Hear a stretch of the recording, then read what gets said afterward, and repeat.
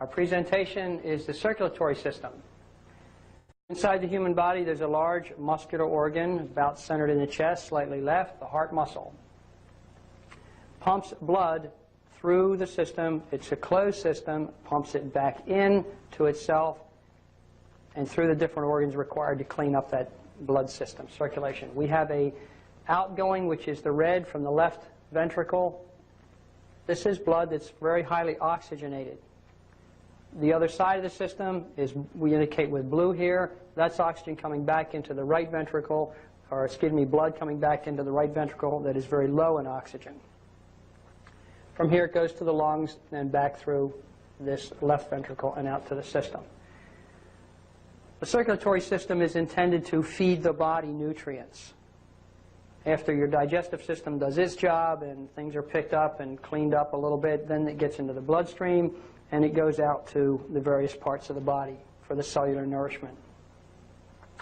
The other corresponding side picks up some of that debris, takes it through the corresponding organs, and back through the system, brings back very depleted blood, and it's reoxygenated, pumped out. The closed system works very nicely for a long, long time without any problems until we begin to do things that cause it to break down. One of the first things that anybody became aware of in reference to the circulatory system being a problem was heart disease and high blood pressure. First thing the medical profession found was that if we were to reduce our consumption of salt, sodium, as in inorganic type, as in cooked, baked, dried, refined, that would increase our ability to maintain proper circulation if we would get rid of that stuff. Because what happens is the sodium gets out here extracellular or intracellular, rather, and causes pressure on these arteries, tends to constrict them. So then the heart has to work even harder, and it strains it, weakens it, raises your blood pressure. So we did low-salt diets. Then a few years later, they said, well, we've not got a handle on this heart disease problem yet. What they're finding was a lot of cholesterol problems, the clogging of the arteries. So several doctors came out with these great programs. They said, let's go low fat. That's the answer here. So let's eliminate all fat from our diet. And they didn't care whether it was animal meat or avocados. Everybody got a bad name if it had a little bit of fat in it. Well, recent studies from the American Heart Association have said that, well, gosh, for 10 years now we've been studying this thing, and heart disease is still increasing. With all this other stuff going on, with all the cholesterol medicines, with all the low-fat diets, heart disease is still increasing. 10-year study, they found that the real culprit in the heart disease problem was margarine. Next in line, they said they were going to continue to study those, was alcohol, tobacco, and sugar. The problem is that the margarine is in fact a plastic. It is a hydrogenated oil. That's the word you want to look for, hydrogenated. It means that the oil has been processed in some way to thicken it. Even, unfortunately, good oil, like olive oil, if you burn it, hydrogenates. When's the last time you burned a little olive oil in your wok or in your frying pan and you had to try and clean it up? It was like plastic baked on there, like varnish. And that's what happens when they hydrogenate oils. So we're going to stick with the word margarine for now and consider that any oil that's hydrogenated is going to do the same thing. Within your arterial system,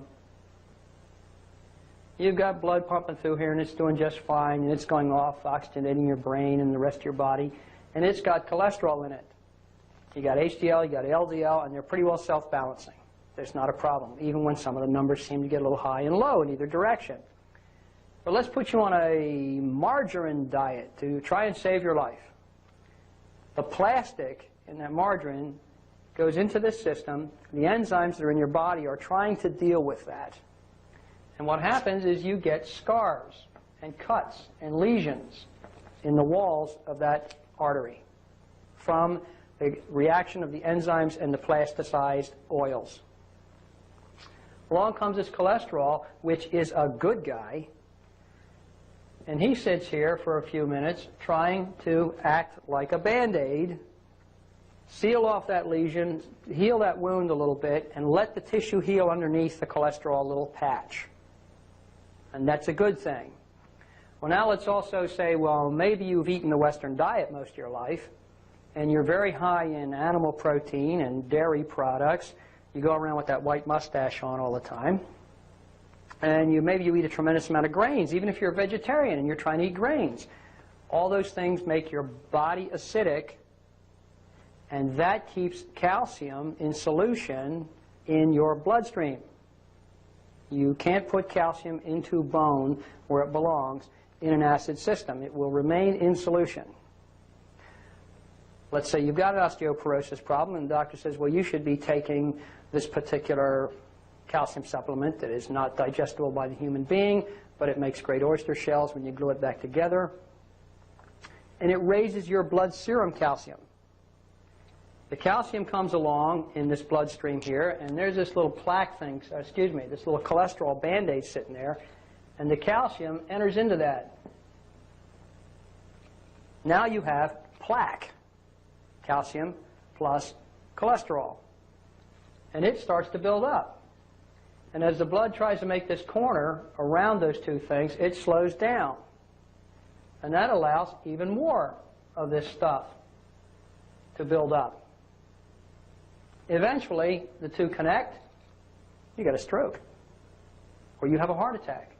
You have some failure in the system because of, not of the cholesterol in your bloodstream, but because of the high serum calcium, your body's acid. You've been eating hydrogenated oils or sugar, alcohol, tobacco. You don't eat tobacco. And you've damaged these arteries in here somehow. Your body's trying to do its repair work. You've thrown it completely out of balance. To go to a doctor and he says, oh, you've got cholesterol, you're at 250 or 260. You need to get that number down. The question is, the American Heart Association made this statement in their study, that if they're dealing with a person who doesn't smoke, doesn't drink, doesn't eat a lot of sugar, doesn't eat margarine, then the standard cholesterol numbers no longer apply. You can deal very nicely with a cholesterol number of 300 if you don't do this other stuff. Now, if you've been doing it for years, you might need to do some cleanup before you allow your numbers to get that high if they do. So don't be put into a state of anxiety because somebody said, your cholesterol numbers are up here. We have to put you on this medication. The anxiety will make your body acidic. Your serum calcium numbers will go up. And you're right back where you started from. So cholesterol itself is not the bad guy. It's what we do within the system. What we put in here, what we turn it into. That's the real problem. So we can clean this up quite a bit by bringing that balance back into the system and working with the things that we put in there. We'll talk about some herbals and supplements that can clean the system up pretty well. And we'll get to those very shortly. So we're going to work on this system. Another thing that can happen, and it usually happens out in the periphery, would be varicose veins. Now, varicose veins would be out usually down in the legs because this system is under pressure. Now, remember, the heart's trying to pump from here, up here, down there. That's the easy part. But then pump it back up again. And that can be a problem, especially if there's a lot of tissue to try and pump it through.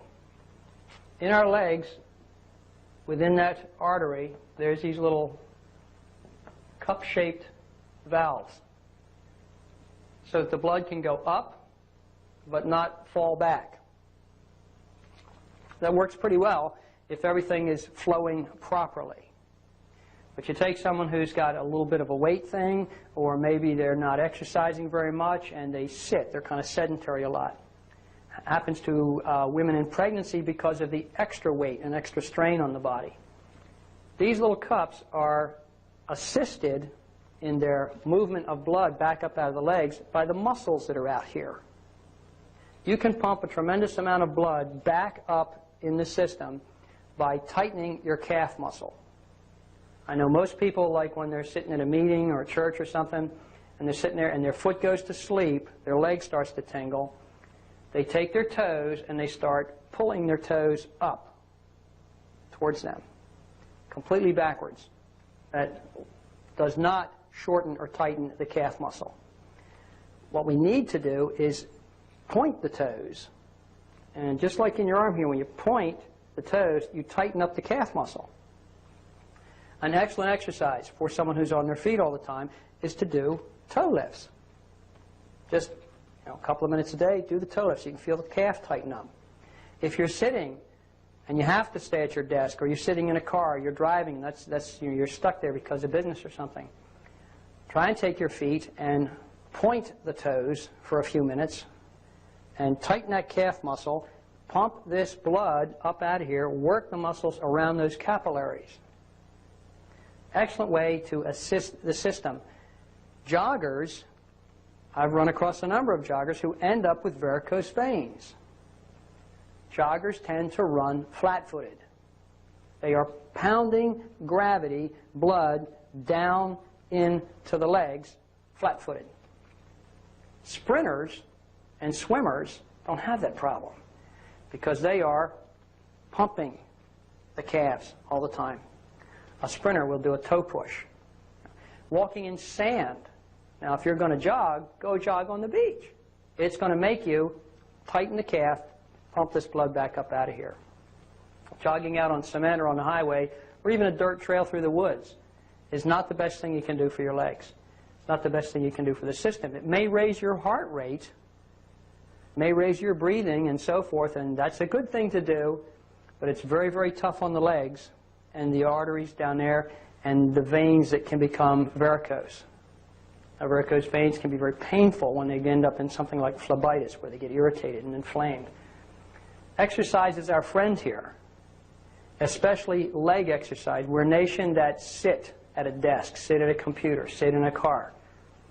We not only need to get up and move our legs, we need to move our stomach. We talk about breathing a lot. Breathing has a tremendous effect on us. Get this blood oxygenated.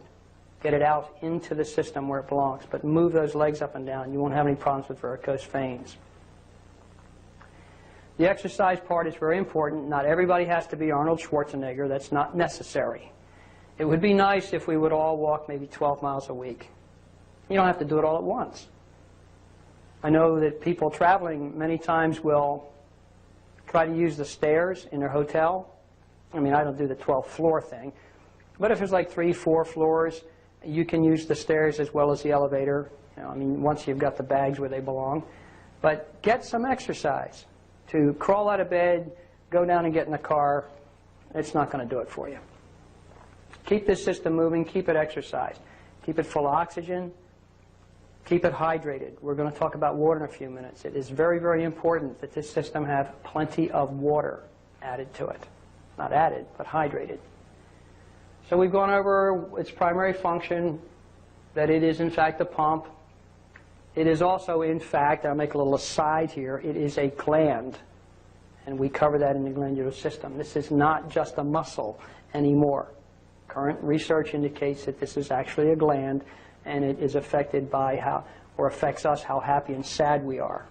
So take care of this heart.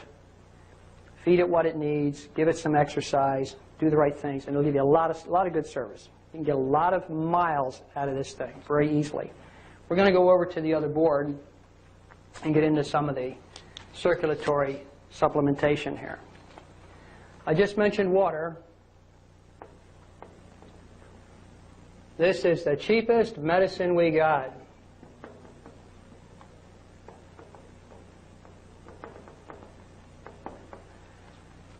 Within the circulatory system, you take a vein or an artery, and it's got cells here, like little bricks in a road, that sort of thing. And then there's layers, and there's enzymes running through here, and there's the capillaries and so forth. Now, when you dehydrate your body, as in not drinking what the equivalent of half your body weight in ounces, and I need to make a little illustration of that. If you weigh 160 pounds, you make that 160 ounces, cut it in half, and it equals 80 ounces of water. So that's how you determine how much water your body needs to be hydrated. Food doesn't count, juice doesn't count, the cup of coffee that our nation thinks is all we need, none of that counts. You can't have digestion going on. It's got to be just water. Okay. So we take the water, When the system becomes dehydrated, the body goes into conservation mode, and several things happen. The first priority of the circulatory system, reference to the blood, is to maintain volume throughout the circulatory system. You cannot begin to shut the brain off with lack of blood, thereby lack of oxygen. You would have cellular damage if there wasn't enough blood getting out to the peripheries. You would get gangrene in a very short period of time. So the volume must be maintained. Water, this simple little thing right here, is the predominant part of your blood. That's where the volume is. Not in the chemicals in it, but in the volume of water in it. So the water running through here, the body will try and maintain that volume. And there's two ways to do it. It will begin by taking water out of the enzyme system, taking water out from between these cells, and putting them into the bloodstream to conserve water. Out in the joints and everything else, you start to get discomfort, but immediately what happens is this system has two choices. To keep these little bricks together, your body can either use water or it can use cholesterol.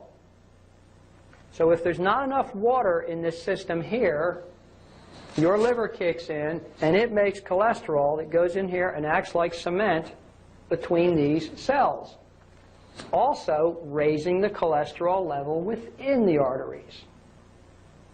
So you can drop your cholesterol many times by just drinking more water, getting hydrated, half your body weight in ounces. Another thing that happens is this volume drops and the body's trying to conserve water and it's pulling it from different parts of your body. If it can't get enough, fast enough, it begins to tighten the muscles out here and the size of this pipe gets smaller. I know how many of you are familiar with the principles of hydraulics, but you can maintain volume by decreasing the size of the pipe. Now the pressure goes up, thereby high blood pressure, thereby a possible aneurysm in the brain, thereby stroke. Dehydration is a major cause of all those heart problems, all those arterial problems. Do that water thing and you will give yourself the best medicine you can to keep this system working properly. The cholesterol, we talked about how that comes along here trying to do its job. It's not the bad guy. It's always just trying to do what it knows your body knows it's supposed to do. So the best thing I can suggest is to really hydrate, and you'll do a tremendous amount for your circulatory system. You'll maintain blood volume, and you'll keep the arteries where they're supposed to be. You'll keep your cholesterol down. Now there's another mechanism that we haven't even got to here that can raise cholesterol, and it's real important. We talk about environmental toxins. It is the liver's job to remove environmental toxins from your system and process them and flush them out. You've got to think of the liver as kind of a lazy organism. It can only do so much of one process at a time. If it's dealing with a lot of environmental toxins, it's going to let this cholesterol job slide.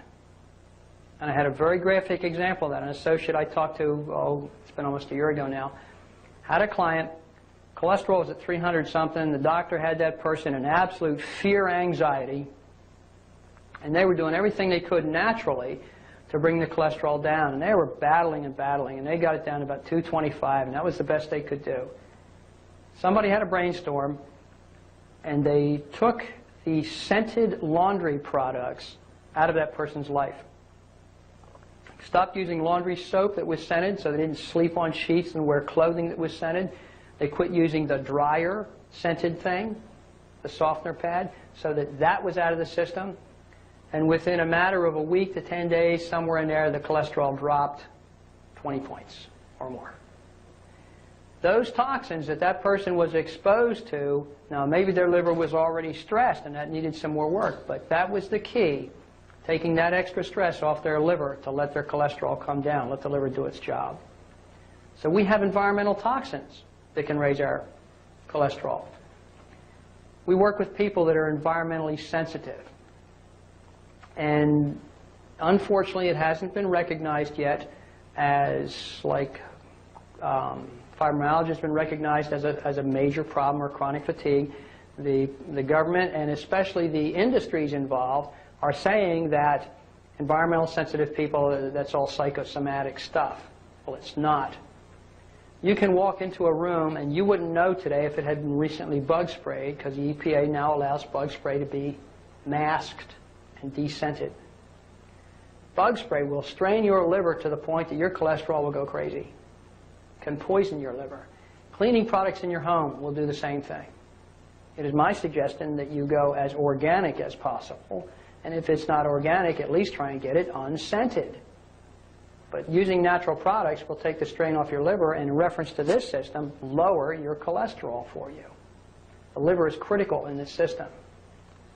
We're going to come on down here with another great herb, capsicum or cayenne.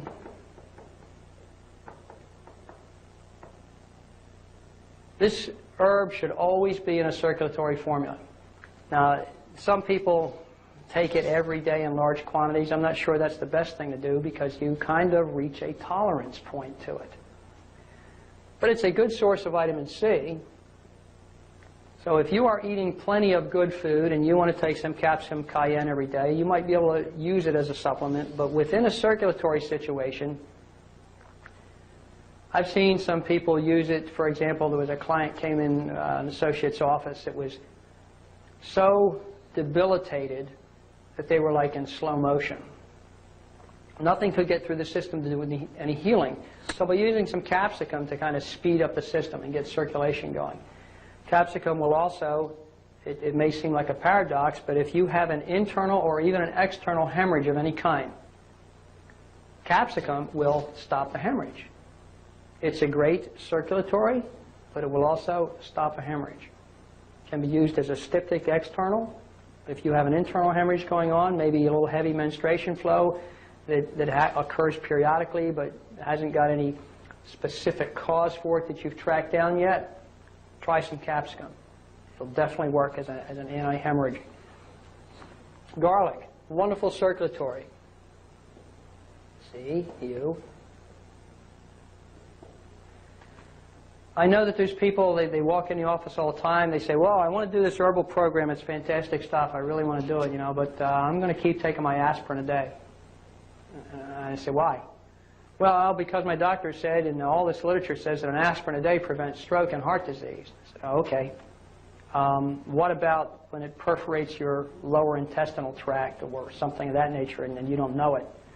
Oh, no, well, you know. And by the way, baby aspirin is not really any weaker than a regular aspirin. There's been a lot of expose information on that. The point is, you don't need the aspirin. I've had people do an entire herbal program and still insist on taking that aspirin a day because they read about it in some magazine. It's an excellent French study. I found it in the Wall Street Journal one day, a little tiny piece of print about that high in 3 lines.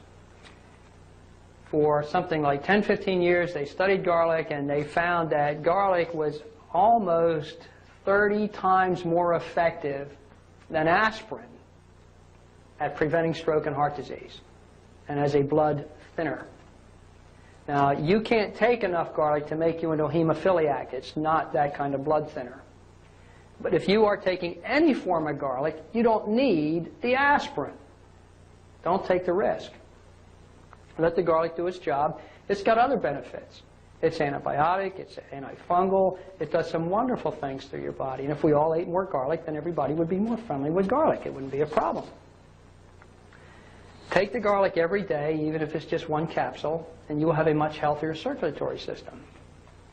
We'll go on down here to hawthorn berries. This is a builder, a strengthener of the heart. Now, you can get a very quick reaction with garlic. I mean, if you want to try and lower some blood pressure for somebody, you put them on large doses of garlic, and it'll come down rather quickly. Hawthorn might take several weeks for you to begin to feel the full benefits. This is really what we might call a tonic.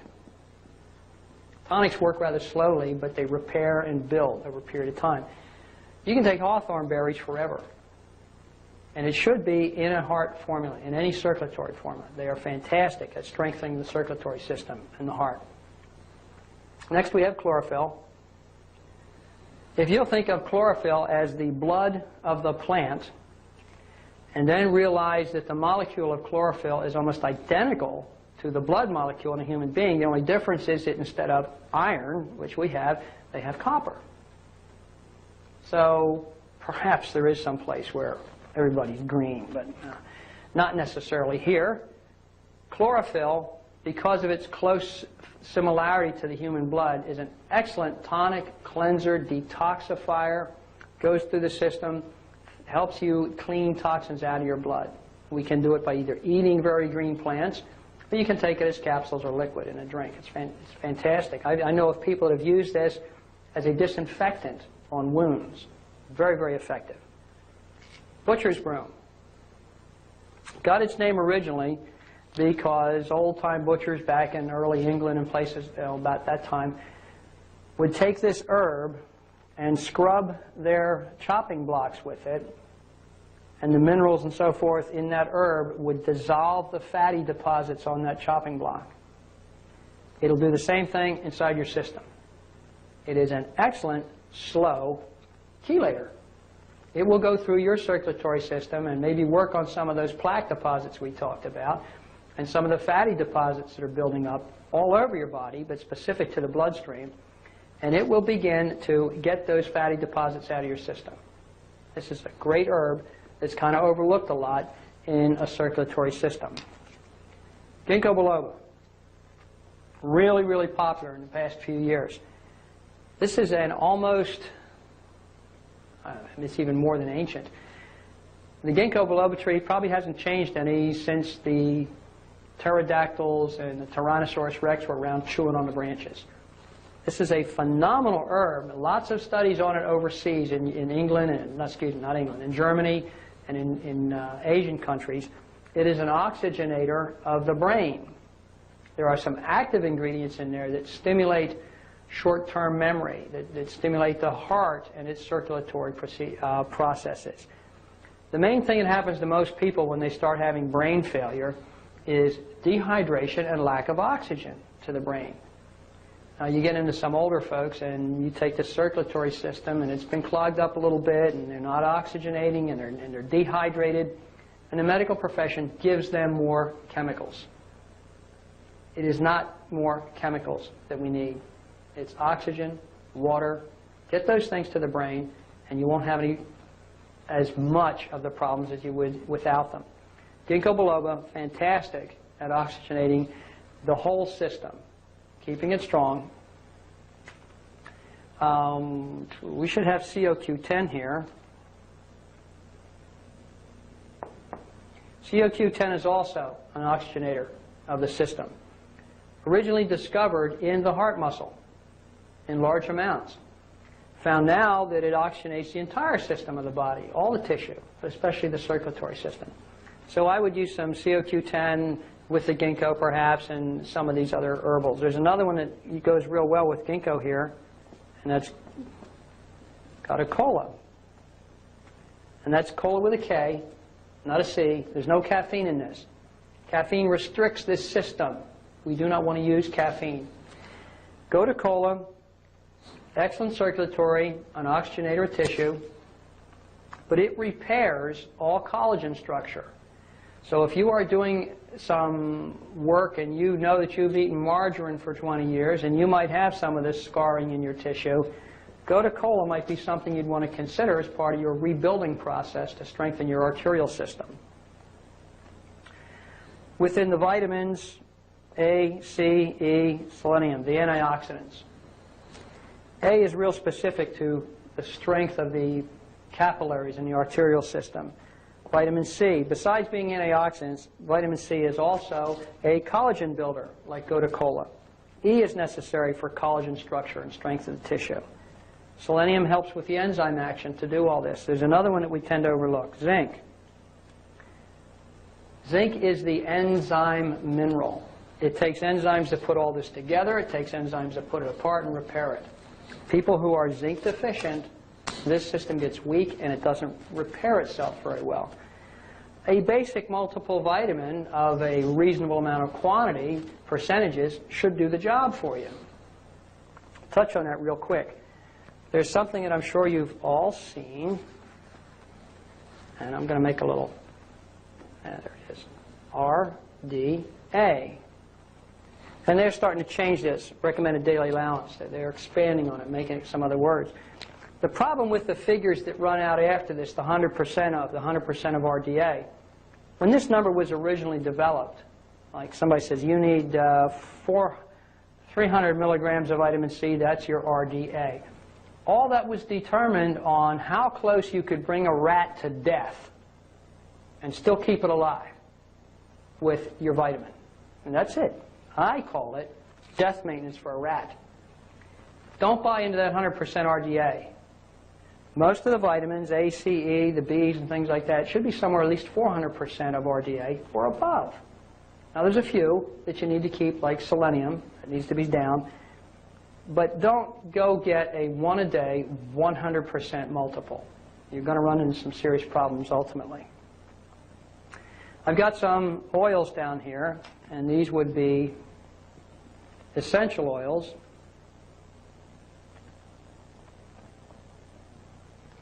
They can be used within this system. Geranium oil, for example, it's a wonderful oil to use on your skin. It helps restore the texture of your skin. Same way you could use it on varicose veins. Very strengthening, soothing, and healing to a varicose vein. It can also be used as a styptic, meaning if there's a little cut or a scratch, it will stop bleeding. It won't work on a major hemorrhage like capsicum will, but it can be used for minor breaks in the skin. Excellent for that, but really, really good for varicose veins. And we have clove oil here. Clove oil can be used to raise blood pressure. Someone who is real sluggish, and maybe you're trying to work with some capsicum and get their circulation up, you can use clove oil. The only caution that I have for you right now with clove oil is that large amounts of it continually are stressful on the kidneys. So you would only use it for a short period of time and in moderation. Rosemary oil, this is used to, again, work on varicose veins, and it also can bring up the blood pressure a little bit. Let me get a little room here. There's some others that we can work with. We don't always have to raise blood pressure. Sometimes we want to bring it down. One that everybody usually has on hand, if they're doing anything with oils, is lavender. Lavender will help lower blood pressure. Very soothing, very relaxing, very healing, but it will help, in its calming effect, bring blood pressure down. There's another herb that we might consider here while we're talking about blood pressure, an old standby. Valerian root. Valerian root has a lot of magnesium and vitamin C. Magnesium, vitamin C. Magnesium is the heart mineral. Vitamins, and calcium, high in magnesium and calcium. Calcium is a heart mineral. With those two minerals, it can help relax the heart, stabilize it. But it also has some active ingredients called valtropates. And valtropates are, in fact, a central nervous system relaxant. It can bring the blood pressure down. So with a combination of maybe some garlic, some valerian, and you might want to use a little lavender, you could get someone real stable in their blood pressure while they were doing other work to get the system clean and healthy, and they would need a whole lot less medication and all the side effect and damage that that would do. Sometimes we'll combine valerian with hops and sometimes with passion flower. Those are two other herbals that help regulate blood pressure. They're also nervines, they're muscle relaxers, but I like to use valerian root quite a bit working with high blood pressure. There's a lot of other herbals that we can put in here for the circulatory system. These are the ones that you'll most commonly run across. Remember, the greatest, most important one, your supplementation program should include at least your body weight, half of it in ounces, in water. If you could get hydrated, you'll have a whole lot less problems with your circulatory system. We've presented some information to you. We hope you'll be able to share it with other people. We truly believe that the greatest gift you can give anybody is the gift of choices and control of their life and their body. Understand it, and that's what we're trying to present for you, a way to begin to understand how these systems of the body work. We want to share that with you, and we appreciate it that you come and share your time with us, and we would be very thankful if you would give this information to other people. We'd like to remind you that at the beginning of this presentation you saw a disclaimer. And we appreciate it if you would understand that this information is just for educational purposes only. It is never meant to take the place of medical treatment or diagnosis. Please keep that in mind as you share it with people.